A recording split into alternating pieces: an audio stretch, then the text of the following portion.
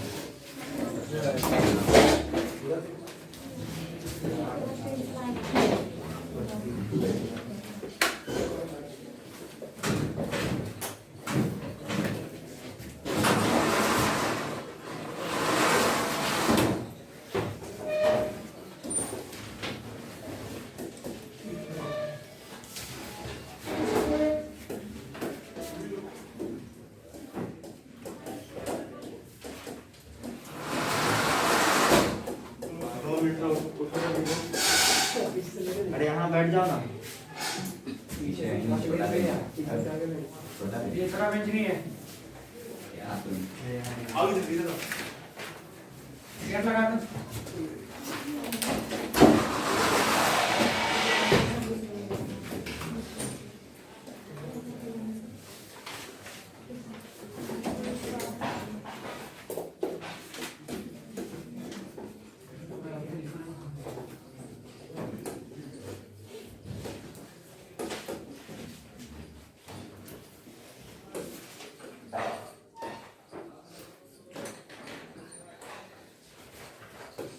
देखिए ये सब स्टेजेस मैंने आपको ऑलरेडी बता रखे हैं पिछली क्लास में, है ना। इसकी जैसी डिटेलिंग करके ओवर कराऊंगी तो ये चैप्टर क्या है फिनिश हो जाएगा। रीजन ये है कि अगर हम लोग माइटोसिस मियोसिस इन सारी चीजों की रिगार्डिंग बात करें तो उसमें होता क्या है, बाकी सारी चीजें माइटोसिस की कॉपी हैं। एक प्रोफेज 1 को बाकी सब कुछ, प्रोफेज 1 को छोड़ के बाकी सब कुछ हम लोग देखते हैं तो वो सब क्या है, कॉपी है। किसका, माइटोसिस के फेज का। जैसे मेटाफेज मियोसिस 1 में भी लिखेंगे, उसमें भी लिखेंगे कि क्रोमोसोम्स इक्वेटोरियल प्लेट पे बैठे होते हैं आगे। मियोसिस 2 का भी मेटाफेज लिखेंगे तो यही बात लिखेंगे कि उसमें भी क्रोमोसोम्स इक्वेटोरियल प्लेट पे अरेंज होकर बैठे होते हैं। अनाफेज सबका लिखेंगे, सब में यही बात लिखेंगे कि क्रोमोसोम्स किधर पोल्स की तरफ मूव कर रहे हैं, ठीक है। और टीलोफेज में सब में यही बात लिखेंगे कि वहां पे जाके अब जो न्यूक्लियर मेम्ब्रेन है वो रीअपियर होने जा रहा है, उसका रीअपियरेंस स्टार्ट होगा। जितने ऑर्गेनल्स गायब हो गए थे वो वापस से रीअपियर होने स्टार्ट हो गए हैं। तो ये सारी चीजें आपको इसमें बताई जाएगी। सिर्फ एक ही यहाँ पे कॉम्प्लिकेशन तो नहीं बोल सकते, आसान है समझना, बस आपको उसको सीरीज वाइज याद रखना है कि कहाँ पे कौन सा प्रोसेस होता है और क्या मतलब क्या है उसका। जैसे अगर मैं आपको कायस्माटा बोल दूं, ठीक है, तो सिर्फ बोलने से नहीं होता, आपको वो समझ आना चाहिए कि उस कायस्माटा वर्ड का मतलब क्या है, ठीक है। देखिए तो ये 5 सब स्टेजेस मैंने आपको कराए थे पिछली क्लास में, leptotene, zygotene, pachytene, diplotene and diakinesis, ठीक है। जिसमें से एक लेप्टोटीन को खत्म कीजिए। लेप्टोटीन में क्या है, लेप्टोटीन में सिर्फ कॉम्पैक्शन ऑफ क्रोमोसोम उतना ही, उसके सिवा कुछ है ही नहीं। क्योंकि किसका सब फेज पढ़ रहे हैं आप, प्रोफेज 1 का किसका पढ़ना है, और प्रोफेज में क्या पढ़ा था आपने, कंडेंसेशन पढ़ा था। तो ऑब्वियस है कि उसी प्रोफेज को यहाँ पे आपने टुकड़े टुकड़े में बांटा है। यहाँ पे कॉम्प्लिकेशन इसलिए ज्यादा है कि मियोसिस 2 बार होना है, माइटोसिस 1 ही बार होना था। माइटोसिस कितनी बार हुआ था? 1 ही बार। और मियोसिस को कितनी बार होना है? 2 बार, 2 टाइम्स होना है यहाँ पे। ठीक है, ये दिक्कत है यहाँ पे। तो इसमें जब हम लोग देखते हैं तो यहाँ पे साफ साफ देखिए मेंशन किया हुआ है कि जब हम लोग किसको देखना स्टार्ट करते हैं, लेप्टोटीन को, किसको? लेप्टोटीन को देखना स्टार्ट करते हैं। तो लेप्टोटीन के स्टेज में क्या है, chromosomes start to condense. Chromosome क्या कर रहा है यहाँ पे? कंडेंसेशन स्टार्ट कर रहा है। क्रोमोसोम क्या कर रहा है? अपना कंडेंसेशन को स्टार्ट कर रहा है। तो तभी यहाँ पे लिखा हुआ है क्रोमोसोम स्टार्ट टू कंडेंस। ठीक है, मैंने आपको पिछली क्लास में एक बात बताई थी कि जब पूछा जाता है कि सबसे अच्छा जो सिनेप्टोनिमल कॉम्प्लेक्स है वो कहाँ दिखता है, ठीक है, तो उसमें क्या लिखा था आपने कॉपी में? सिनेप्टोनिमल कॉम्प्लेक्स जो है सबसे अच्छा कहाँ दिखता है आपको? ठीक है, तो सिनेप्टोनिमल कॉम्प्लेक्स का क्या मतलब है? देखिए, सिनेप्सिस का मतलब होता है फ्यूजन। सिनेप्सिस का क्या मतलब होता है? कहीं पे अगर 2 चीजें आके मिल रही हैं तो उसके लिए हम टर्म यूज करते हैं, उसको बोलते हैं सिनेप्सिस। क्या बोलते हैं? सिनेप्सिस वर्ड हम लोग वहां पे यूज करते हैं। तो क्योंकि ये ब्लू वाला जो क्रोमोसोम है ये है, और इन दोनों के बीच में ये देखिए यहाँ पे ज्वाइन कर रहा है दोनों, यस और नो? यहाँ पे क्या कर रहा है? दोनों ज्वाइन कर रहा है। क्योंकि यहाँ पे दोनों ज्वाइन कर रहा है तो हम लोग क्या बोल रहे हैं यहाँ पे? ये सिनेप्सिस स्टार्ट कर रहा है। क्या कर रहा है ये? सिनेप्सिस में भी अगर एक और स्टेप आगे क्रॉस करेगा ना तो क्या हो जाएगा उसमें कि रेड क्रोमोसोम और ब्लू क्रोमोसोम दोनों एक दूसरे को क्रिस क्रॉस करेंगे। तो ये जब अब फॉर्म हो गया इस तरीके से, यहाँ पे देखिए, यहाँ पे ब्लू क्रोमोसोम है और ये रेड वाला है, दोनों एक दूसरे को क्या कर रहा है? यहाँ पे क्रॉस कर रहा है। तो यहाँ पे DNA exchange bye non sister chromatids, या फिर हाँ यहाँ तो लिखा ही है, या फिर मैं आपको बोलने वाली थी कि आप ऐसा भी लिख सकते हैं क्रॉसिंग ओवर अकर्स। क्या लिख सकते हैं?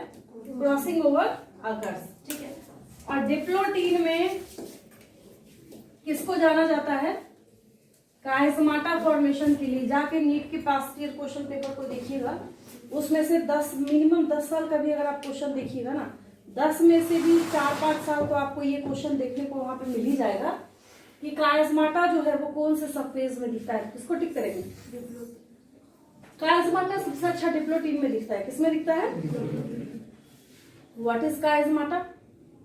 तो जब एक क्रोमोसोम आर्म है और दूसरा क्रोमोसोम का आर्म है, ये एक क्रोमोसोम का आर्म है, ये दूसरे क्रोमोसोम का आर्म है, तो दोनों यहाँ पे मिलके क्या करना चाहता है? जैसे ऐसे एक क्रिस क्रॉस मैनर में फॉर्म हुआ तो क्या हुआ? एक एक्स शेप्ड स्ट्रक्चर बना दिया। अच्छा, जहां पे ये ज्वाइनिंग पॉइंट है वहां पे क्या होता है? जीन्स का एक्सचेंज हो जाता है। क्या होता है वहां पे? जीन्स का एक्सचेंज हो जाता है। तो जीन्स के एक्सचेंज के लिए जो पोर्शन अवेलेबल है, क्या नाम है उसका? काइज़माटा। क्या नाम है उसका? काइज़माटा। तो यहाँ पे काइज़माटा देखिए, ये एक्स शेप्ड स्ट्रक्चर बना के बैठा हुआ है। यहाँ पे क्या बैठा हुआ है? और फिर वापस वही चीज, जैसे ही आप क्या पढ़ेंगे? डायकाइनेसिस। क्या पढ़ेंगे? तो डायकाइनेसिस में एक्चुअली यहाँ पे प्रोफेज का एंड होगा। यहाँ पे किसका एंड होगा? प्रोफेज का एंड होगा। तो जब प्रोफेज का एंड होगा तो प्रोफेज के शुरुआत में जो आपने पढ़ा था कि न्यूक्लियर मेम्ब्रेन जो है यहाँ पे कंडेंसेशन स्टार्ट करेगा। क्या स्टार्ट करेगा? कंडेंसेशन को स्टार्ट करेगा। तो लास्ट में तो आपने यही पढ़ा था ना कि न्यूक्लियर मेम्ब्रेन जो है वो टूटना और डिसइंटीग्रेट होना स्टार्ट होगा। न्यूक्लियर मेम्ब्रेन क्या करेगा? टूटना और डिसइंटीग्रेट होना क्या करेगा? स्टार्ट करेगा। ठीक है, सबसे पहली चीज यहाँ पे ये है कि आपकी एनसीईआरटी बुक में जिसको हम शॉर्ट नोट्स बोलते हैं ना, जिसको हम लोग जैसे नोटबुक में जब हम बनाते हैं जिसको हम लोग शॉर्ट नोट्स बोलते हैं, कहते हैं ये हम लोग का क्या है? शॉर्ट नोट्स है। सबसे छोटे फॉर्म में हमने इसको फ्यूचर में याद करने के लिए लिख के रखा हुआ है। ठीक है, तो यहाँ पे क्या है? सबसे ये वाला नहीं मिल जाएगा, आप लोग आगे बढ़िए।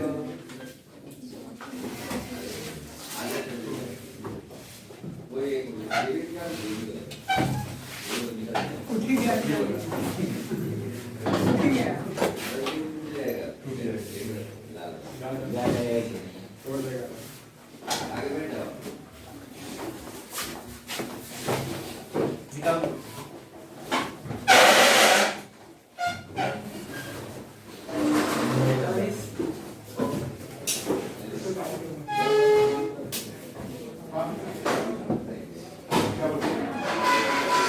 की क्लास मैथ्स में ज्यादा बच्चे हैं मॉर्निंग में इवनिंग दोनों है ना इसको हाँ? मैं भी तो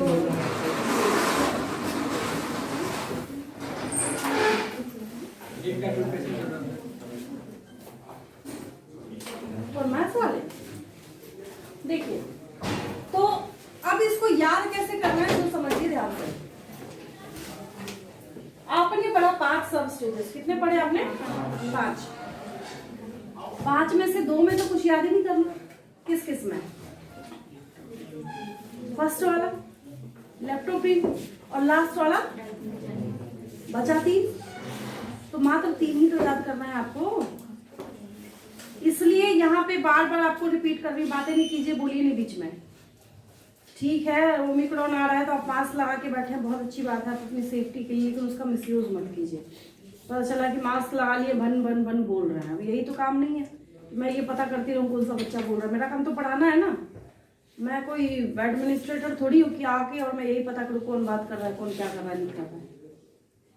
तो यहाँ पे इसमें से एक क्वेश्चन कंफर्म आएगा आपको, जिसकी वजह से मैं आपको क्या बोल रही हूँ कि आपको याद करके इसको रखना है। कायस्माटा किस फेज में दिखेगा? कायस्माटा किस में दिखेगा? एक्स शेप्ड स्ट्रक्चर कायस्माटा किस में दिखेगा? अच्छा, दूसरा एक्स शेप्ड स्ट्रक्चर का नाम क्या है? डिप्लोटीन को स्पेशल क्यों जाना जाता है? डाइकाइनेसिस में क्या होता है? न्यूक्लियर मेम्ब्रेन उसमें डिसइंटीग्रेट हो जाता है, टूट जाता है, ठीक है? लेप्टोटीन में क्या होता है?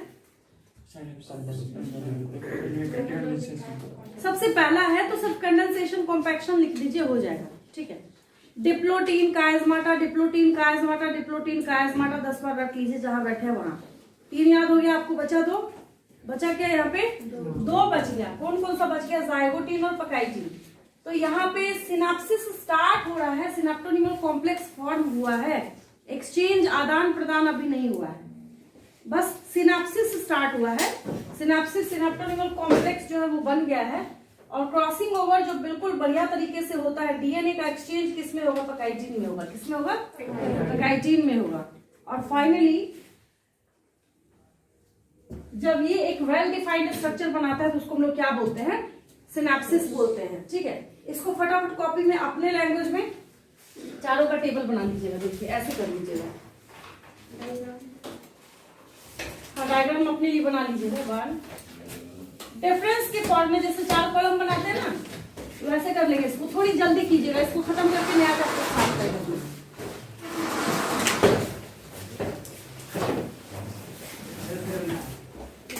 कल जहां जहां पे 11th का बैच था, मैंने काफी बच्चों को मोटिवेट करा, तो कुछ बच्चों में इम्प्रूवमेंट भी देखने को मिल रही है। मैंने भी कल बच्चों को यही वार्निंग दी कि अभी आप ईयर 2022 में बैठे हैं, 2023 के नीट के एग्जाम में आप भी बैठे हैं, आप हियरिंग में बैठेंगे ना, तो वही मैंने बोला कि अगर आप चाहें तो फर्स्ट अटेम्प्ट में आपका हो सकता है, नहीं तो फिर टारगेट में बैठे रहिए, 3 साल तैयारी कीजिए बैठ के। फिर तो बिल्कुल इसको बारीकी से अभी से करते चलिए तो हो जाएगा। और एनसीईआरटी में इसका शॉर्टेस्ट नोट है, अगर आप नोट चाहते हैं और अलग से भी चाहिएगा तो थोड़ा सा मैं भूल जाती हूँ, बट हाँ जिस दिन टाइम मिला निकाल के जितने चैप्टर्स आपके होते जा रहे सारा नोट्स की टेंशन नहीं लीजिएगा। आप मेन फोकस किस चीज पे कीजिए, समझ रहे हैं या नहीं, और आपसे नीट का क्वेश्चन सॉल्व हो रहा है या फिर नहीं, ठीक है? 2 चीज टारगेट करना है आपको, एक कॉन्सेप्ट पे, दूसरा क्वेश्चन सॉल्व होते हैं या नहीं होते हैं।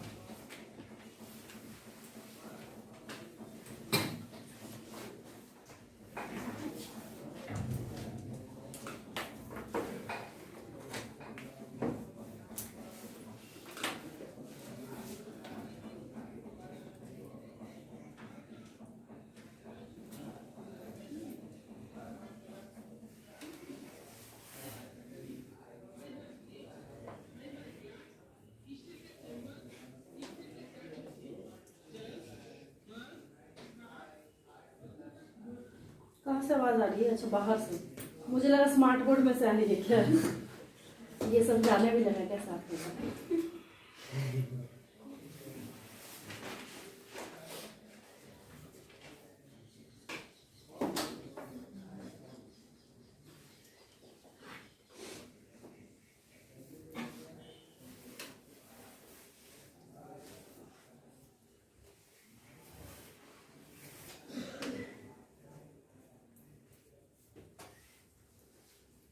इसके बाद कौन सा चैप्टर स्टार्ट करना है? सेल स्टार्ट करना है, ठीक है, उसी को करते हैं। इस यूनिट में तो 2 ही चैप्टर है ना, इस वाली यूनिट में नहीं 3, एक बायोमोलिक्यूल्स भी है। ये जल्दी होता है इसलिए मैंने करा दिया। मैंने बोला एक तरीके से आपका दिमाग हल्का लगेगा कि नहीं हमने एक और चैप्टर कर दिया।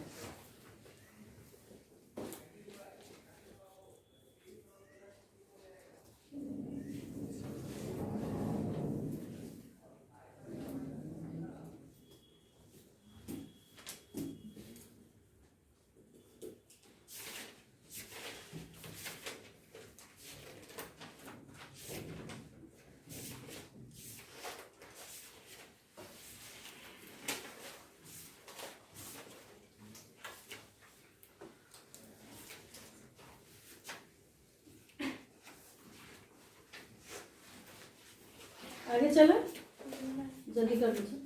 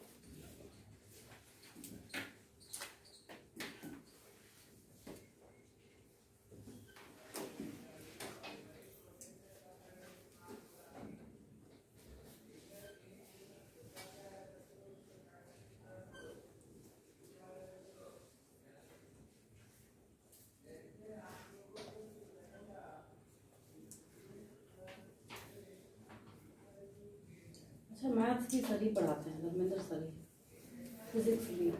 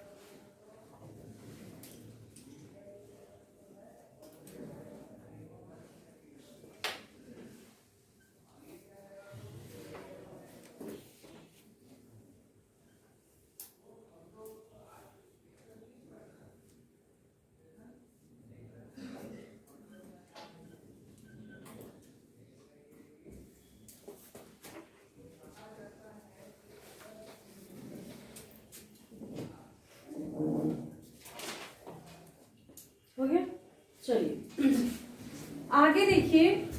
इसके बाद क्योंकि यहाँ पे आपने क्या करा है, आपने इन सारे सब फेजेस का एक तरीके से नोट्स तैयार कर लिया और सिर्फ आपसे ये पूछा जाएगा किस स्टेज में क्या होता है, बस आपको उसकी पहचान होनी चाहिए, तो आप बहुत इंटेलिजेंट हैं। ठीक है, अब हम लोग मेटाफेज 1 पे चलेंगे। किस पे चलेंगे?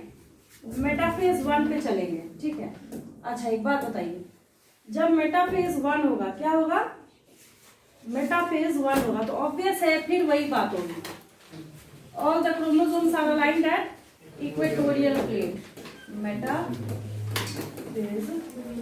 1 फिर सेम वही सारा सिनेरियो होगा, वही सीन होगा, कुछ भी डिफरेंस नहीं होगा इसमें। देख लीजिए, कोई फर्क है क्या? माइटोसिस के मेटाफेज में और इसके मेटाफेज में कोई फर्क है क्या? नहीं, सिर्फ एक लाइन लिखेंगे। मेटाफेज 1 लिखिए, उसमें सिर्फ एक लाइन जो आपका लिखा हुआ है ऑलरेडी, बट मैं लिख देती हूँ। लिखिए मेटाफेज 1 में लिखिए, all the chromosomes, all the chromosomes are aligned at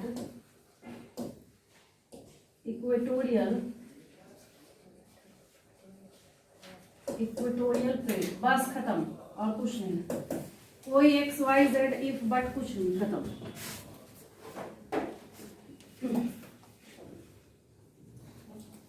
और इसको हम लोग चाहे तो इक्वेटोरियल प्लेट बोलिए या मेटाफेज प्लेट बोलिए, एक ही बात है। इसी को हम लोग क्या बोलते हैं, ये जो यहाँ पे बना हुआ है इसी को इक्वेटोरियल प्लेट बोलते हैं, इक्वेटोरियल प्लेट।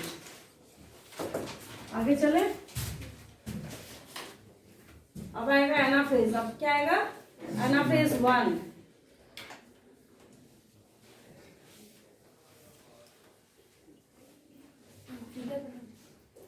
बना लीजिए, अगर 30 सेकंड लगेगा रफ में ड्रॉ करके बीच में सेंटर में प्लेट पे बस क्रोमोसोम बनाना है। इमेजिनरी होता है, इमेजिनरी होता है प्लेट। हाँ, जैसे अर्थ का इक्वेटर दिखता है क्या? नहीं, तो वैसा ही है ये। तो बच्चे कहते हैं मैम सेल में लाइन कहाँ होती है? होती नहीं है, हमने इमेजिन किया हुआ है, ऐसा दिखता है। माइक्रोस्कोप में दिखा कि हाँ एक सेंट्रल लाइन पे अरेंज्ड है, ऐसा दिख रहा है, तो हमने उसका नाम क्या रख दिया? मेटाफेज प्लेट या इक्वेटोरियल प्लेट। जैसे अर्थ का इक्वेटर तो दिखता नहीं, बट हमने वो रखा हुआ तो है कि हाँ यहाँ पे क्या है, इक्वेटर है, ये पोलर जोन है, एग्जैक्टली उसी तरीके से यहाँ पे।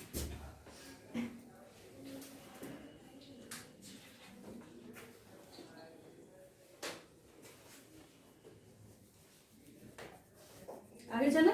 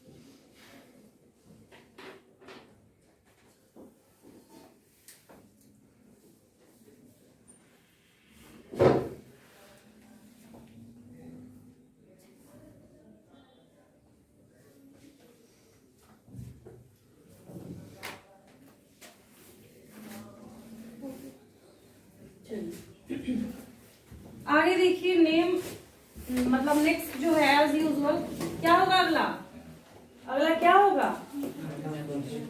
अगला क्या हो जाएगा? क्या होगा उसमें? अगर मैं आपसे पूछूं बताइए क्या होगा, तो पोल की तरफ जाएगा। पोल की तरफ जाएगा। किधर जाएगा? वहां से पोल की तरफ जाएगा। सबसे साफ तो यही है। अच्छा, अब इसमें से अगर मैं 4 क्वेश्चन पूछ लूं, क्रोमेटिड आर्म्स का डायरेक्शन किधर की तरफ है? Very good. सेंट्रोमियर किधर की तरफ डायरेक्टेड है? पोल्स की तरफ। क्रोमोसोम का डायरेक्शन किधर की तरफ है? पोल की तरफ। मेटाफेज की तरफ, मेटाफेज प्लेट की तरफ जा रहे हैं, उससे दूर जा रहे हैं, अवे जा रहे हैं, मतलब उससे दूर जा रहे हैं, ठीक है। तो ये अनाफेज है। अनाफेज में एक लाइन लिख लीजिए।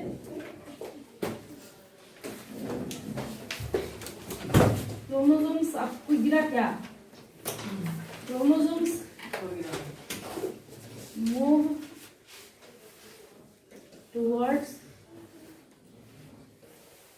पोल, so chromatid arms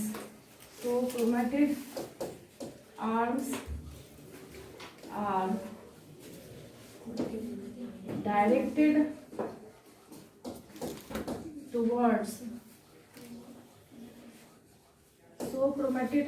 directed towards, the equatorial plate।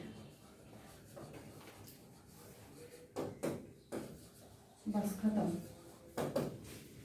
क्योंकि माइटोसिस को कॉपी करता हुआ चल रहा है।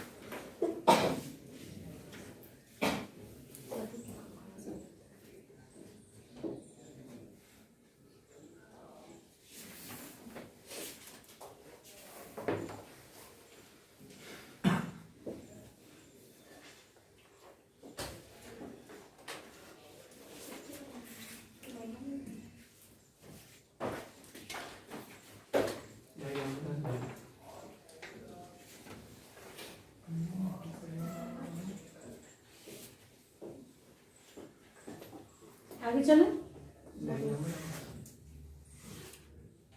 भाइयों, जब आपने लिया था ना, ठीक है, तो उस टाइम आपने एक एग्रीमेंट साइन किया था इनडायरेक्ट वे में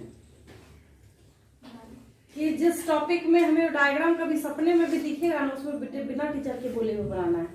बोर्ड एग्जाम में जो आपको क्वेश्चन शीट दिया जाता है ना, क्वेश्चन पेपर, उसके ऊपर में लिखा रहता है कि draw the relevant diagram in support of your answer. 30 second लगता है बनाने में, रफ डायग्राम है, 30 सेकंड लगता है बनाने में। पूछिए नहीं, छोटे बच्चे नहीं है, तभी मैंने आपको समझाया,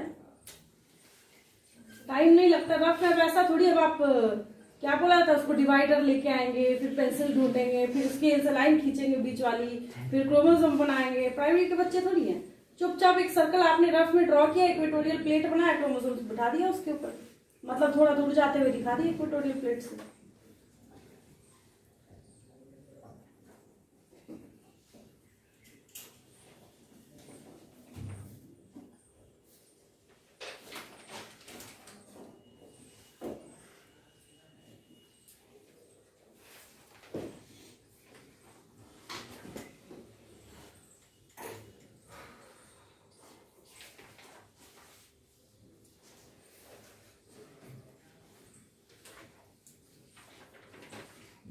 टेलोफेज में क्या होगा? अगर ये एनाफेज 1 है तो टेलोफेज 1 में क्या होगा? सेपरेट तो हो गया, पोल की तरफ चला जाएगा। किधर चला जाएगा? अभी तो जा रहा है ना, अभी तो जा रहा है, रास्ते में है ना। तो पहला स्टेशन कौन सा था? Metaphase plate. तो वो क्या था, जहां से इसका क्या हुआ था, जहां से स्टार्ट करा था इसने, ठीक है। अब उसके बाद ये जहां जिस स्टेशन पे इसको पहुंचना है, जहां इसको जाना है, वो कौन है? पोल है। वो कौन है? दोनों ने बराबर बराबर बंटवारा करते हुए ऊपर नीचे वाले पोल की तरफ क्रोमोसोम्स जाके वहां पे बैठ जाएंगे, तो वो एनाफेज हो जाएगा। क्या हो जाएगा? एनाफेज हो जाएगा। एनाफेज 1 देख लीजिए क्या हुआ। टेलोफेज 1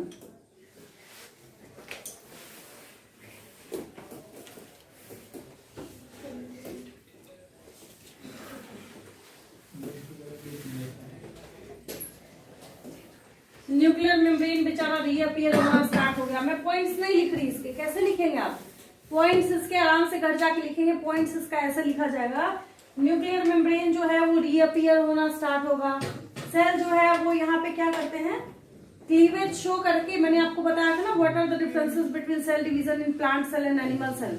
एनिमल सेल में क्लीवेज क्या है, बाहर से अंदर की तरफ जाता है, तो यहाँ पे दिख रहा है बाहर से अंदर की तरफ, ठीक है। क्रोमोसोम्स का कंडेंसेशन जो वहां पे हुआ था, तो ये वापस से फिर से क्या हो गया, यहाँ पे बंटवारा हुआ ना, क्योंकि जो बिल्कुल खिचड़ी बना के बैठे हुए थे उसको अब यहाँ पे दो पार्ट में बांटा गया है। तो एक जाएगा अपर पोल की तरफ, दूसरा जाएगा नीचे वाले पोल की तरफ। और सेंट्रोजोम जो है, अब यहाँ पे सेंट्रोजोम का क्या काम था, सेंट्रोजोम ने स्पिंडल फाइबर बनाया था। जब स्पिंडल फाइबर का काम खत्म हो गया तो पोल की तरफ जाके फिर से वापस से अपनी जगह लेके बैठ जाएगा, ठीक है। ये क्या है, इसमें कुछ लिखिए नहीं, बस रफ में डायग्राम चिपका लीजिए, जल्दी बनाइए, घर जाके लिखते रहिए, बस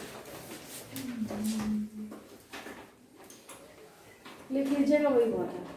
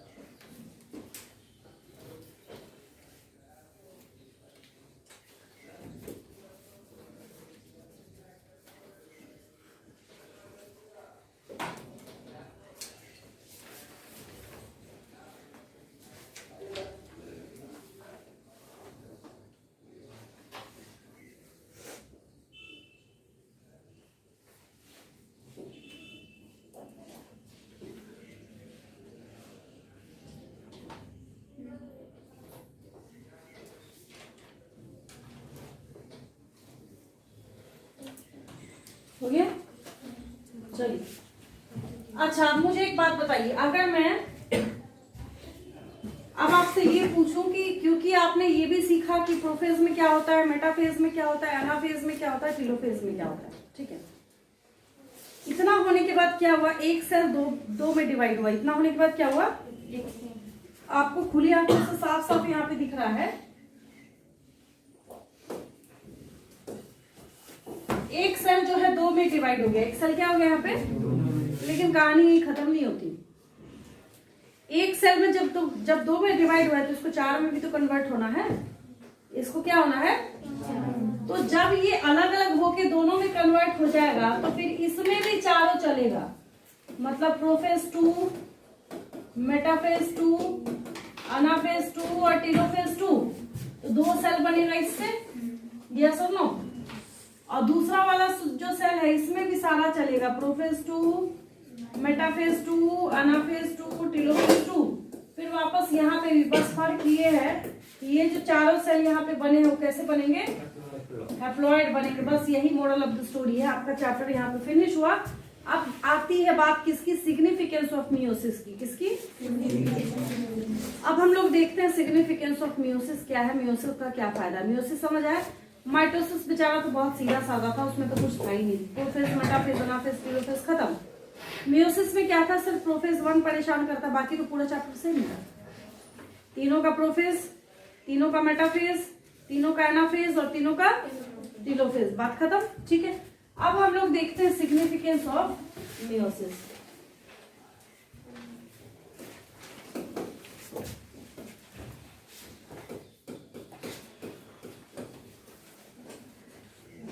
सिग्निफिकेंस ऑफ मियोसिस। अच्छा, एक चीज देखिए, अगर आपसे क्वेश्चन पूछा गया कि कौन सा सेल डिवीजन प्लॉइडी मेंटेन करता है, मतलब अगर हेप्लॉइड है तो हेप्लॉइड बनाएगा, डिप्लॉइड है तो डिप्लॉइड बनाएगा, कौन सा? माइटोसिस। कौन सा? लेकिन अगर आपसे पूछा गया कि कौन सा ऐसा सेल डिवीजन है जो कि generation after generation ploidy maintain करता था, मियोसिस होगा। कैसे, मैं समझाती हूँ आपको। Meiosis is responsible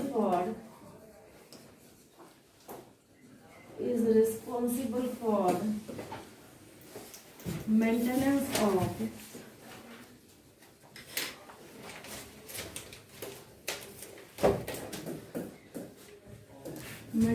of ploidy from one generation to another generation because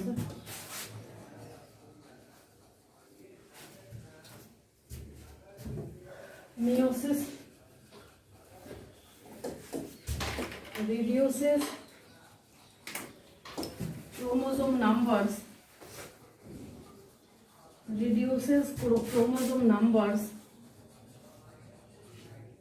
in because meiosis reduces chromosome numbers in gametes के ब्रैकेट में n हैप्लॉइड लिख लीजिएगा। n गैमेट हमेशा क्या होता है? हैप्लॉइड।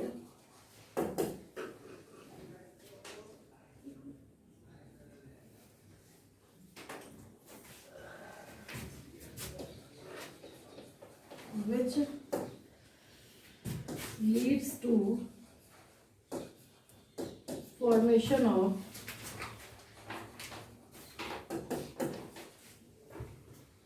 a zygote 2n हो जाएगा आफ्टर फ्यूजन।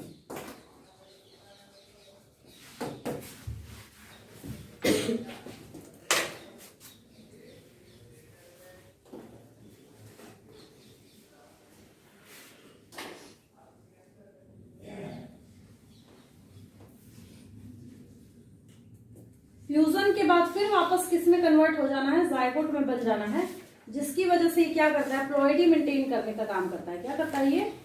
प्लॉइडी को मेंटेन करने का काम करता है, लेकिन ऐसे नहीं, सीधे तरीके से नहीं, जनरेशन आफ्टर जनरेशन।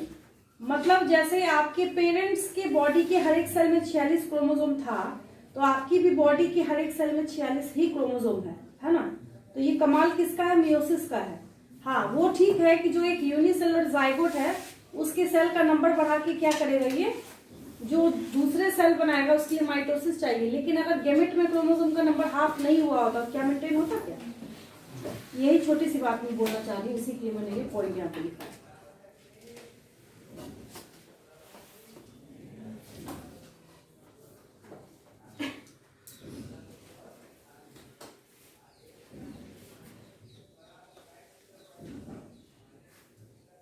म्यूटेशन किसकी वजह से होता है? मतलब म्यूटेशन को लीड करेगा ये, वेरिएशन को लीड करेगा ये।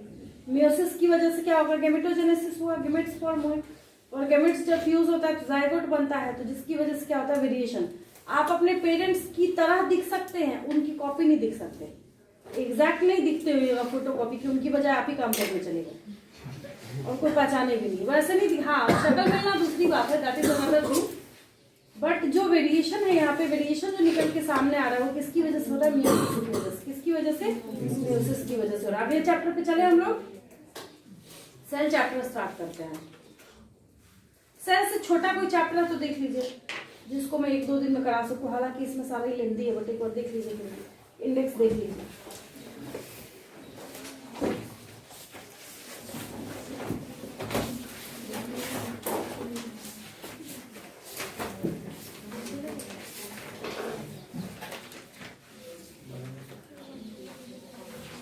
चलिए ठीक है, मेरे ख्याल से सारे ही लेंदी हैं जितने भी हैं। आगे तो प्लांट फिजियोलॉजी और फिर उसका 16 से फिर ह्यूमन फिजियोलॉजी स्टार्ट हो गया।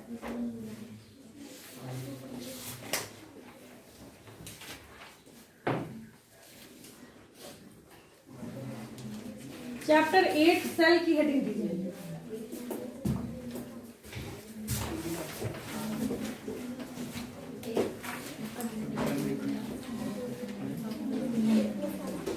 मैंने बातें करने तो किसी को भी नहीं बोला।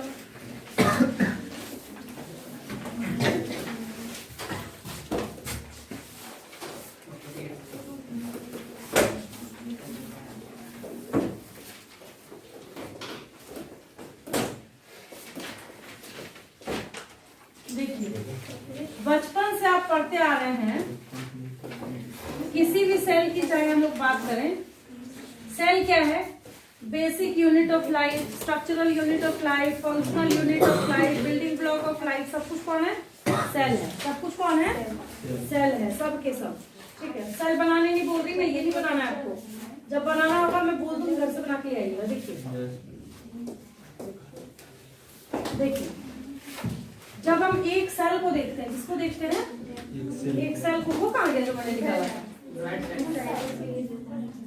अच्छा, मैंने बोला ये चीज कैसे हो गया अपने आप? कंजस्टेड है ना, सटा हुआ है, इसमें टच होती है, अपने आप स्मार्ट वर्क करना स्टार्ट कर देता है। देखिए, basic unit of life, structural unit of life, functional unit of life, building block of life. तो ये क्या है? Basic unit of any organism और लिविंग थिंग। इसका मतलब क्या है? स्मॉलेस्ट पार्ट, किसी भी चीज की जो इकाई होती है उसके लिए हम लोग यूनिट वर्ड का यूज करते हैं। किसका यूज करते हैं? यूनिट वर्ड का यूज करते हैं। और हर एक लिविंग ऑर्गेनिज्म जो है वो सेल का बना हुआ है। और पूरे नेचर में 2 ही तरह के ऑर्गेनिज्म पाए जाते हैं, चाहे तो वो यूनिसेलुलर होगा, चाहे वो मल्टीसेलुलर होगा। अगर यूनिसेलुलर होगा तो उसमें एक ही सेल जो है वो सारे फंक्शंस को परफॉर्म करने का काम करेगा। अगर कैसा होगा? यूनिसेलुलर होगा। जैसे अमीबा क्या है? यूनिसेलुलर है, उसके पास कोई बॉडी पार्ट नहीं है, लिवर नहीं है, उसके पास किडनी नहीं है, उसके पास एक्सक्रीशन के लिए, रेस्पिरेशन के लिए सारा काम उसको अकेले परफॉर्म करना है। खुद ही होल्स और मालिक है अपने सारे सिस्टम का। तो उसको हम लोग यूनिसेलुलर ऑर्गेनिज्म। तो फटाफट कॉपी करते चलिए, फटाफट। हालांकि बचपन में आपने पढ़ा हुआ है, जो लिखना लिखिए। Basic unit of life, structural unit of life, functional unit of life, जो लिखना लिखिए।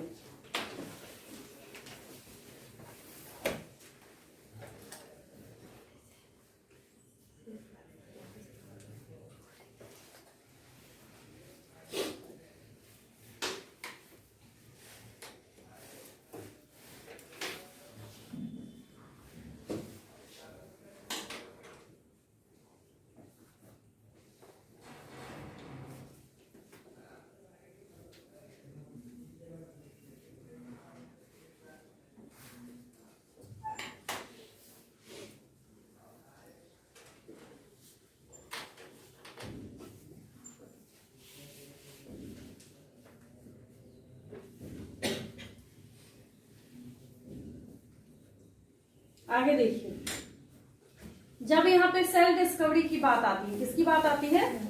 सेल डिस्कवरी की बात आती है कि आखिर सेल को डिस्कवर करने का काम किया किसने। ठीक है, तो सेल को सबसे पहले रॉबर्ट हुक ने डिस्कवर किया था। सेल को किसने डिस्कवर किया था? रॉबर्ट हुक ने सबसे पहले सेल को डिस्कवर किया था। लेकिन इन्होंने लाइव सेल को नहीं डिस्कवर किया था। लाइव सेल को डिस्कवर किया था एंटोन, चाहे तो आप उसको एंटोन वॉन ल्यूवेनहॉक बोलिए और चाहे आप उसको बोलिए एंटोनी वॉन ल्यूवेनहॉक, एक ही बात है। तो जब आप देखिएगा हु डिस्कवर्ड सेल, तब किसका नाम आएगा? रॉबर्ट हुक का नाम आएगा। किसका नाम आएगा? रॉबर्ट हुक का नाम आएगा।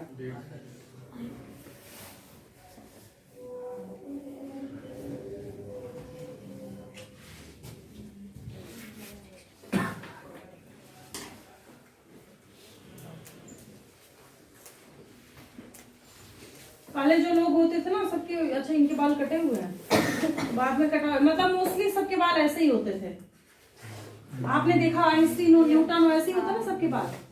जो बच्चा पैदा होता है ना, यहाँ पे लोग कहावत कहते हैं कि अगर नहीं कटवाया तो बाल अशुद्ध है, कहते हैं ना, कटवा देना चाहिए बच्चा जैसे ही पैदा हुआ।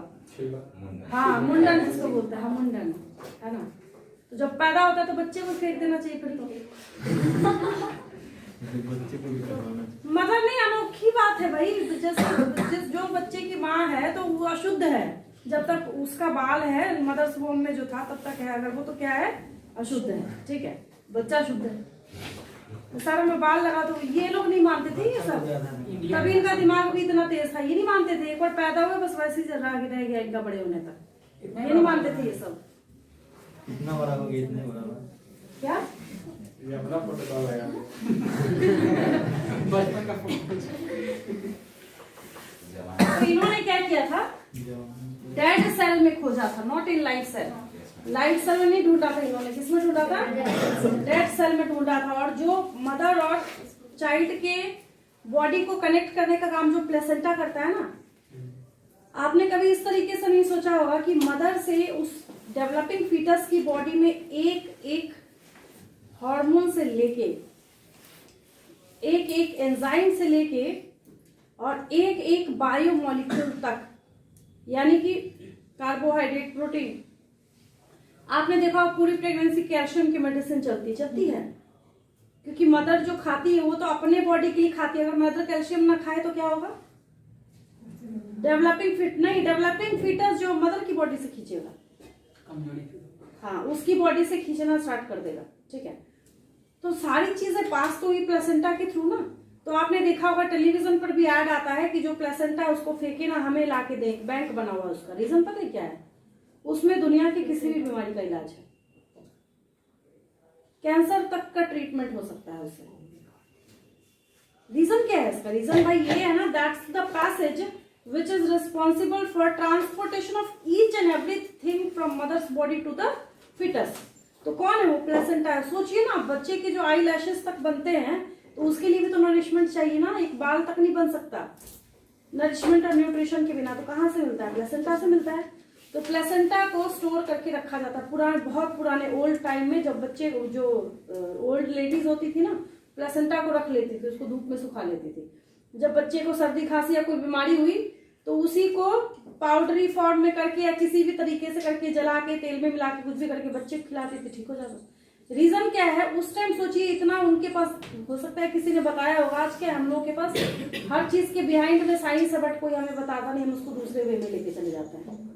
तो हर चीज के पीछे क्या है, ये साइंस है भाई। आप ऐसे सोचिए ना उसको कि उसकी इंपॉर्टेंस इतनी ज्यादा कि एक छोटा सा पोर्शन सूखने के बाद, ड्राई होने के बाद जो इतना लंबा होगा, सूख के छोटा सा बिल्कुल थिन सा हो जाता है, उसमें दुनिया, आपकी बॉडी में जितने चीजें, जितने बायोमोलिक्यूल्स है, सब कुछ है। और सारे हार्मोन्स का अंश होगा उसमें, क्योंकि वही तो पास कर रहा था ना, पास करने का काम तो वही कर रहा था। तो ये इंपॉर्टेंस हो जाती है उसमें उसकी। खैर वो दूसरा टॉपिक है। तो ये सेल थ्योरी तो नहीं, cell theory Schleiden and Schwann ने दिया था। आप सेल थ्योरी मत लिख लीजिएगा, आपको बस इतना लिखना है कि Robert Hooke discovered cell. Robert Hooke discovered cell किसने खोजा था, इन्होंने डेड सेल्स में खोजा था। किसका डेड सेल्स था, तो अकवन का पेड़ होता है ना, ओक ट्री होता है ना, उसके बार्क में से, उसके सेल में से जो डेड सेल निकला था ना, उसको माइक्रोस्कोप में लेके ऐसा दिखा था उनको। अब दिखा तो कैसा दिख रहा था, ये जैसे ढेर सारे छोटे छोटे कमरे, कंपार्टमेंट लाइक जो स्ट्रक्चर है ना, वो दिखा। उसको सेलुला बोलते हैं। क्या बोलते हैं, सेलुला बोलते हैं। तो इन्होंने इसका नाम सेल रख दिया। क्या रख दिया, अब एंटोनी वॉन लीवेनहॉक आएंगे जिन्होंने लाइव सेल को डिस्कवर करने का काम किया था।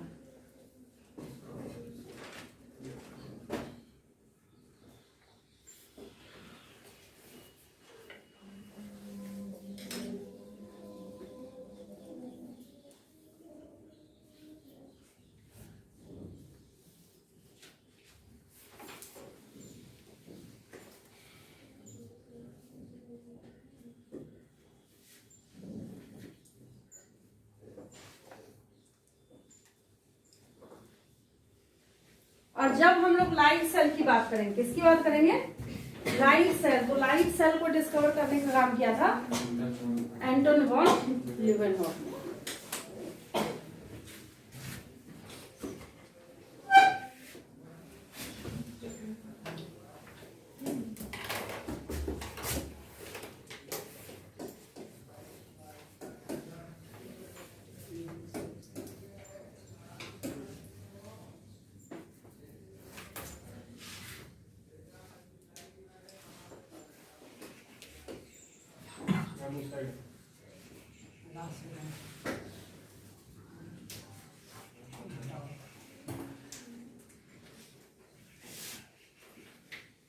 नहीं वो तो ठीक है, वहां भी है।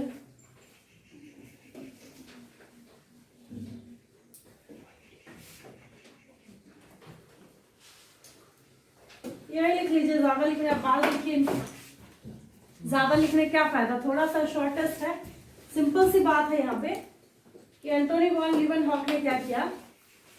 ये नहीं लिखिएगा तो चलेगा, ट्रेड्समैन नहीं भी लिखिएगा चलेगा। Antony von Leeuwenhoek made better lenses for microscope and was the first person to observe living cells। Microscope में जो लेंसेज लगे होते हैं ना, तो आप जो आई पीस, आई के पास जो होता है घुमाने वाला जो होता है, उस पर 10x 40x ऐसे ऐसे करके लिखा होता है। 10 गुना बड़ा देखना चाहते हैं 10x पे कर दीजिए, उसका लेंस थोड़ा कम पावरफुल होगा। और पावरफुल लेंस की तरफ आप मूव कीजिएगा, 40x खट खट की आवाज होगी, वो चेंज होता है वहां से। तो ये थे जिन्होंने सबसे पहले लाइव सेल को देखा था।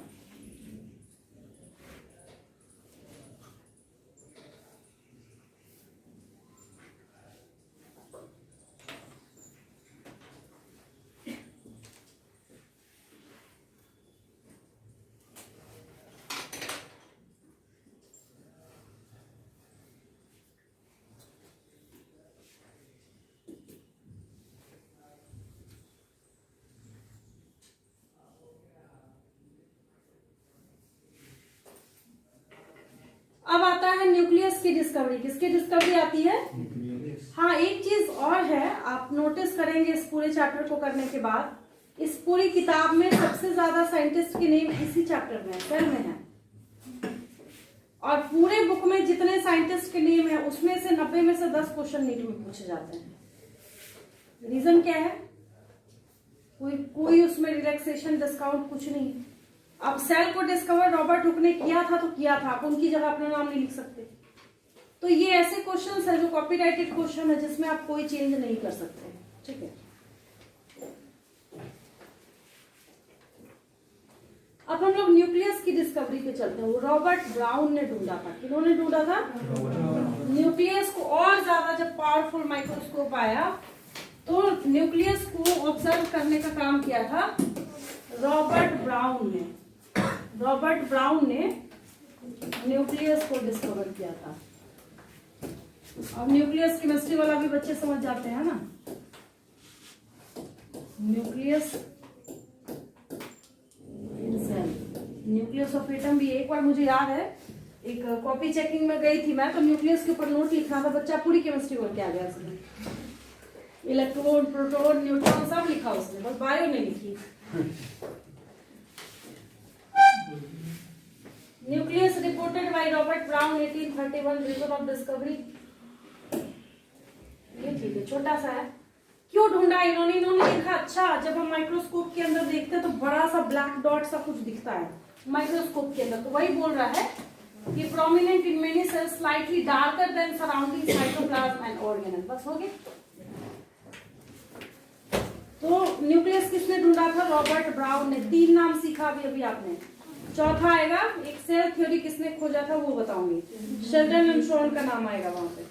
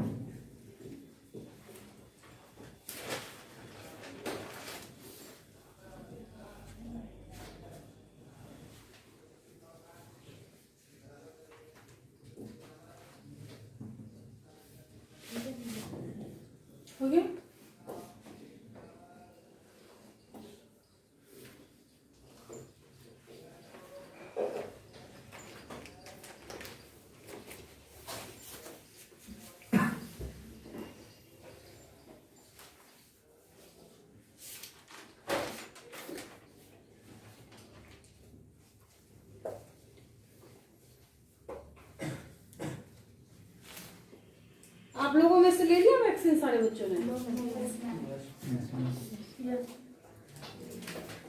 कितने बच्चों ने ले लिया? काफी बच्चों ने ले लिया। उल्टा पूछ लिया मैंने, कितनों ने नहीं लिया? अच्छा,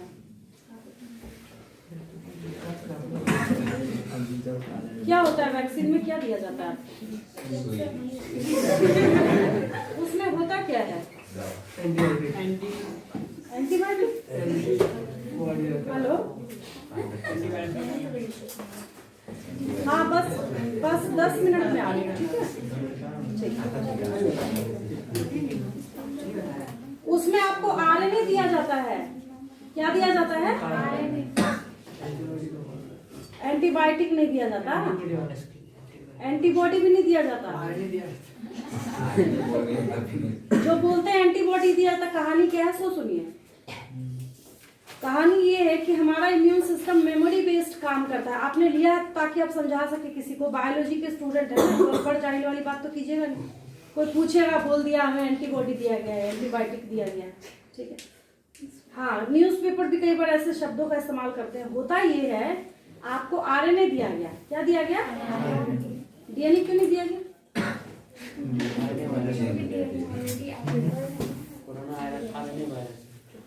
ठीक है, वेरी गुड। कोरोना वायरस है आरएनए, उसमें क्या है? आरएनए है, ठीक है। तो आरएनए है, तो आप अगर कोरोना हुआ किसी को तो उस आरएनए से बॉडी को लड़ना पड़ेगा। और हमारी बॉडी का जो इम्यूनिटी है ना, वो बना ही नहीं है उससे लड़ने के लिए। हमारी बॉडी का इम्यूनिटी जो है, आगे जाके मैं आपको सिखाऊंगी। हमारी बॉडी में 2 तरह की इम्यूनिटी होती है, एक होती है इननेट और एक होती है एक्वायर्ड। इननेट मतलब जो आपको जन्म के साथ ही मिल गया, उसको हम लोग इननेट इम्यूनिटी बोलते हैं। जो जन्म लेने के बाद आप इंजेक्शन ले रहे हैं, वैक्सीन ले रहे हैं, टैबलेट खा रहे हैं, दूध हल्दी पी रहे हैं कि आपके बॉडी के अंदर एंटीबॉडी बन जाए, उसको एक्वायर्ड इम्यूनिटी बोलते हैं। उसको क्या बोलते हैं? एक्वायर्ड। तो हमारी बॉडी में कुछ ऐसा है ही नहीं कि आपकी बॉडी का एंटीबॉडी उस कोरोना वायरस के आरएनए को पहचान सके। बात क्लियर है? ठीक। अब क्या किया जाता है, थोड़ा उससे कम पावरफुल जो आरएनए कोरोना वायरस का है, उससे मिलता जुलता आरएनए जो है आपको, मतलब उसी सेम कॉम्पोजिशन का आरएनए आपकी बॉडी में इंजेक्ट किया जाता है। आरएनए दे दिया गया, आपने देखा होगा कुछ देर के बाद वो हाथ भारी होने लगता है, हैवी फील होता है, पेन होना स्टार्ट हो जाएगा। अगर आप रनिंग में तब तो ठीक है, जाके सो जाइए, लेट जाइए, अगले दिन हाथ ही नहीं उठेगा आपका। आरएनए कोई छोटी मोटी चीज नहीं है। आपको हैवी फील होने लगता है, कई लोगों की तबीयत बहुत ज्यादा खराब हो जाती है, ठीक है। रीजन ये है कि उस आरएनए को पहचान के आपकी बॉडी एंटीबॉडी बनाती है। आपकी बॉडी क्या बनाती है? एंटीबॉडी बनाती है। तो नॉर्मली तो नहीं था वो एंटीबॉडी हमारी बॉडी में, बट हमें पहचान के फिर बना। जैसे आप होटल में गए तो आपने देखा होगा कई होटल ऐसे हैं कि आपको काफी देर में खाते, फ्रेश बना के खिलाते हैं, आप जानते हैं तो बार बार जाते हैं वहां पे, कहते हैं चलो यार टाइम तो। अब कोई आप गए एकदम 2 मिनट के अंदर ले आया तो आप समझ जाते हैं अच्छा ही गर्म करके लाया होगा। तो आप उसको जिस चीज का ऑर्डर देते हैं वो चीज बना के वो आपके पास ला रहा है। सेम आपका बॉडी का इम्यून सिस्टम है, ठीक है। लेकिन जब आपने किसी होटल वाले को लिखा प्योर वेजिटेरियन, आप जाके वहां पे नॉनवेज का ऑर्डर दे रहे हैं, थोड़ी बनाएगा वो, बोले हमारे यहाँ नहीं मिलता, कहीं और चले जाइए आप, ठीक है। सेम बात क्या है कि जब कोरोना वायरस अटैक करेगा आपकी बॉडी के ऊपर, तो हमारी बॉडी के अंदर वैसा एंटीबॉडी है ही नहीं उससे फाइट करने के लिए। तो अगर वो पेशेंट बर्दाश्त कर गया, उसकी इम्यूनिटी बहुत स्ट्रांग है, तब तो वो लड़ झगड़ के काम चला लेगा, उसके बॉडी के अंदर एंटीबॉडी बनेगा, उससे लड़ेगा। नहीं लड़ पाया तो उसकी डेथ हो जाएगी। तो उससे बचने के लिए क्या किया गया, आपको दिया जाता है वैक्सीन। अब जैसे केसेस जो बढ़ रहे हैं तो ऐसा बोला जा रहा है कि जिन लोगों ने वैक्सीन लिया था वो बच गए, और जिन लोगों ने वैक्सीन नहीं लिया था उनके ऊपर अगर अटैक हुआ तो उनकी डेथ हो जाती है। रीजन ये है डेथ होने की कि जो एंटीबॉडी एक्स्ट्रा बन गया। हालांकि न्यूज़पेपर में ये भी रिपोर्ट आ चुकी है कि आप जो वैक्सीन लेते हैं और उसके लेने के बाद जितने एंटीबॉडी बने थे 3 महीने बाद सारा खत्म हो जाता है, एक भी नहीं बचता उसमें से, सब खत्म हो जाता है, ठीक है। लेकिन हाँ, अब कुछ है कि कुछ ना कुछ तो बना होगा उससे फाइट करने के लिए, आपकी बॉडी ने कुछ तो बना के सेव करके तैयार करके रखा होगा। तो अगर फिर आरएनए वाला रिलेटेड कोई वायरस बने, और आपका इम्यून सिस्टम कैसा है, मेमोरी बेस्ड काम करता है। कैसा काम करता है? बिल्कुल मेमोरी बेस्ड। ये नीट का क्वेश्चन है कि our immune system works on the base of memory, base of intelligence, ऐसा क्वेश्चन पूछा था। मेमोरी के बेस पे काम करता है। जैसे मेरा कोई रिलेटिव आया स्टेशन पे, मैं आपको बोलूँ जाइए उसको लेके आइए स्टेशन से, अब कैसे लगेगा? आप बोले हम पहचानते नहीं, हमें क्यों बोल रहे हैं? फिर मैं फोटो दूंगी, नंबर दूंगी, बहुत ढूंढ के मुश्किल से आप उसको 1 घंटे में पकड़ के लेके आए, ठीक है। अगली बार जब फिर लाना होगा तो अब अच्छा वही है, ठीक है हम जा रहे हैं, पहचान गया? सेम आपका इम्यून सिस्टम है। जैसे आपने देखा होगा टेटनस, लोहे की कोई कील गड़ जाती है, क्योंकि रस्टिंग करने का काम ही एक बैक्टीरिया करती है। जंग जो लगा होता है ना, वो एक रस्टिंग करने का काम एक बैक्टीरिया करती है। तो जब वो जंग लगी हुई कोई चीज, कोई नुकीली चीज है, वो जैसे ही आपके मान लीजिए हाथ में वो चुभा, आप दौड़ते हुए जाते हैं टेटवेट का इंजेक्शन लेने के लिए, ठीक है। तो आपने क्या किया है, उसका ड्यूरेशन मात्र 6 महीने का होता है। आपने 6 मंथ्स के लिए अपनी बॉडी को इम्यूनिटी दे दी, आपने बोला कि चलो भाई ठीक है 6 महीने के लिए हमारी बॉडी जो है सेफ है, हमें टेटनस नहीं होगा। लेकिन 7वें महीने में फिर अगर कील चुभा, फिर आपको जाना पड़ेगा टेटवेट का इंजेक्शन लेने। किसी कुत्ते ने काटा, रेबीज वायरस का अगर आप ले रहे हैं, 5 साल ड्यूरेशन है उसका, 5 ईयर्स तक। तो सबका अलग अलग कितने दिन तक की मेमोरी है इसकी, कितने दिन तक की सेव करके। बट जो वैक्सीन हम लोग ले रहे हैं या आप लोग ले रहे हैं, उसका अभी तक कोई क्लियर नहीं कर रहा, उसकी रिपोर्ट क्लियर होकर आई नहीं है कि वो कितने दिन तक प्रोवाइड करता है। बात ये है कि फिर ये 2nd wave, 3rd wave, 4th wave है क्या? बाहर लोग जाते हैं इधर उधर घूम रहे हैं, बाकी चीजें कर रहे हैं। आरएनए की खासियत क्या है, डीएनए आरएनए की खासियत ये है कि ये बहुत ज्यादा म्यूटेशन करता है अपना। म्यूटेशन का मतलब है sudden change in genetic material. Mutation का मतलब है अब गए बाहर गए, जैसे लॉकडाउन खत्म हुआ, गए एकदम जाके स्विट्जरलैंड घूम रहे हैं, तो इधर घूम रहे हैं, उधर घूम रहे हैं। जो जेनेटिक मटेरियल था उसमें क्या कर लिया उसने, म्यूटेशन कर लिया, फिर वापस उधर से लाके इधर परोस रहे हैं। भाई जब खत्म हुआ तो 1-2 साल तक तो कम से कम इत्मीनान से बैठना चाहिए था, अभी पूरा खत्म का हुआ था। फिर सबसे ज्यादा केसेस दिल्ली में क्यों होते हैं? इंटरनेशनल फ्लाइट्स वही रुकती हैं। और उधर से, और ये भाई जब कोई गरीब कहीं फंसा होगा मुंबई दिल्ली में, तो लॉकडाउन लगा के उसको कमरे में बंद कर देंगे, और जब कोई बाहर फंसा होगा तो उसको एरोप्लेन से लेके आएंगे। यहाँ का तो हिसाबी किताब और पड़ोस रहे ला के उधर से। भैया जब उसको घर जाने का हक है तो गरीब बंदे को भी है। तो यहाँ पे होता क्या है कि उसका जो वेरिएंट, उसने जो म्यूटेशन किया ना, तो उसने अपना पावर चेंज कर लिया। जैसे आपने देखा होगा हर बीमारी के लिए अलग अलग एंटीबायोटिक खाते हैं ना, वायरस के लिए दूसरा, बैक्टीरिया के लिए दूसरा, फंजाई के लिए दूसरा। एग्जैक्टली उसी तरीके से आपने जो आरएनए लिया था 1st 2nd वेरिएंट, हालांकि वो 1st वाले के लिए बनाया गया था, तो बोला जा रहा है कि 3rd के लिए वो उतना कारगर नहीं है, और डेथ रेट इसमें उतना नहीं है। 1st 2nd के 2nd वेव तो सबसे खतरनाक था, बहुत ज्यादा डेथ हुई उसमें, ठीक है। तो उतना तो नहीं है, बट हाँ है। तो डर से दिल्ली में तो काफी पहले से लगा हुआ लॉकडाउन, स्कूल कॉलेजेस बहुत दिन से बंद है, काफी देर से बच्चों की ऑनलाइन क्लासेस चल रही हैं। तो इस वजह से डर इसलिए बना रहता है इसमें कि दे तो रहे हैं आपको, चलिए ठीक है, कुछ उससे लड़ने के लिए कहीं कुछ एंटीबॉडी बन जाएगा, सो बात भी ठीक है। लेकिन हाँ, इस चीज की गारंटी नहीं है कि आप 100% सेफ है। हाँ, रिसेंटली जिन्होंने लिया है वो फिर भी थोड़े सेफ है, क्योंकि अभी आपकी बॉडी में बिल्कुल फ्रेश उससे लड़ने के लिए एंटीबॉडी बन रहा होगा। आपकी बॉडी जो फीवर लगा, कोल्ड लगा, ये हुआ वो हुआ, बहुत ज्यादा तबीयत खराब हो गई वैक्सीन लेने के बाद, भाई आपकी बॉडी में था ही नहीं उससे कुछ लड़ने के लिए, आप बना रही आपकी बॉडी। तो एंटीबॉडी आपको नहीं दिया जाता, आपको आरएनए दिया जाता है, और आपकी बॉडी उस आरएनए को पहचान के उसके खिलाफ एंटीबॉडी बनाती है। और अगर उससे मिलता जुलता वही कोरोना वायरस वापस अगर आ गया आपकी बॉडी में फाइट करने के लिए, बोलेगा अच्छा तुम ही हो, उसको धक्के मार के बाहर कर देगा, क्योंकि आपकी बॉडी में उसके लिए मेमोरी प्लांट किया गया है, मेमोरी को डाला गया है। लेकिन बाकी चीजों के लिए नहीं है। तो वेरिएंट जब चेंज होगा, तो वेरिएंट के चेंज होने से क्या होगा, फिर आपको दिक्कत हो जाती है, फिर वही नौबत आएगी, बैठे रहोगे घरों के अंदर। हालांकि इसका कोई परमानेंट सोल्यूशन निकालना, बहुत सारी चीजें थी, बट बाकी चीजों से फुर्सत मिले तभी तो इस पर ध्यान देंगे कि साइंस, टेक्नोलॉजी और बाकी चीजें क्या होती है ना। तो ये होता है, आपको आरएनए दिया जाता है। क्या दिया जाता है उसमें? आरएनए जो सिंगल स्टैंडर्ड, जो are not double stranded DNA, RNA जो है ना सिंगल स्टैंडर्ड। तो आरएनए में क्या होता है, पॉलीन्यूक्लियोटाइड चेन का आरएनए बना होता है, तो उसी पॉलीन्यूक्लियोटाइड चेन को लैब में बनाया जाता है। बना के उसके बाद आपने देखा होगा वो मतलब एक चाहे तो रेफ्रिजरेटर हो, चाहे ठंडी रखने की कोई चीज हो, उसमें रखते हैं उसको, क्योंकि वो क्या है, न्यूक्लियोटाइड का चेन है, बॉन्ड के साथ जुड़ा हुआ है। आप उसको दीजिएगा, हाई टेम्परेचर टूट जाएगा, आपकी बॉडी के अंदर देंगे, डेथ भी हो सकती है। जैसे कई जगह पे केसेस शुरू में सुनने को आए थे, भाई वैक्सीन दिया बंदे की डेथ हो गई, बिल्कुल हुई होगी, किसी जाहिल ने दिया होगा तो जरूर होगी। पता चला कि उसका जो बीच का जो बॉन्ड है वो टूट गया होगा। आरएनए इज अ केमिकल, हमारी बॉडी में सारे बायोमोलिक्यूल्स भरे हैं, 12th की ऑर्गेनिक केमिस्ट्री में आपको पढ़ना है या नहीं है। अब उसको अगर जबरदस्ती दिया जाएगा तो उससे क्या होगा, बंदा मरेगा ही मरेगा। तो उसमें क्या है, बहुत कॉशन की जरूरत होती है, बहुत ज्यादा कॉशन की जरूरत होती है, देखना पड़ता है कि हाँ उसको अब है वो लिक्विड के फॉर्म में, आपको क्या पता कि उसमें आरएनए सही सलामत है, उसका बॉन्ड सारा टूटा हुआ है, तो ये फर्क हो जाता है। अब आया समझ में, आपको आरएनए दिया गया है और उसके खिलाफ आपकी बॉडी में एंटीबॉडी बना है जो वैसे आरएनए से मिलते जुलते किसी वायरस के अगेंस्ट में अटैक करेगा।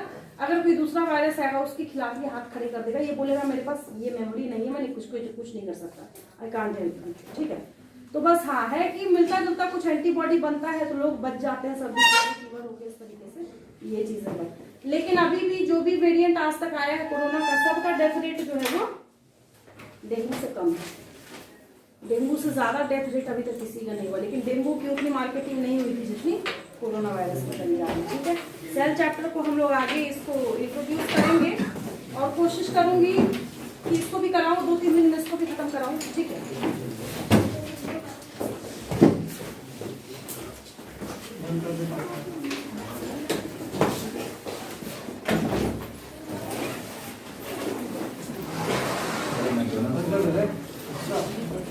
बोलेगा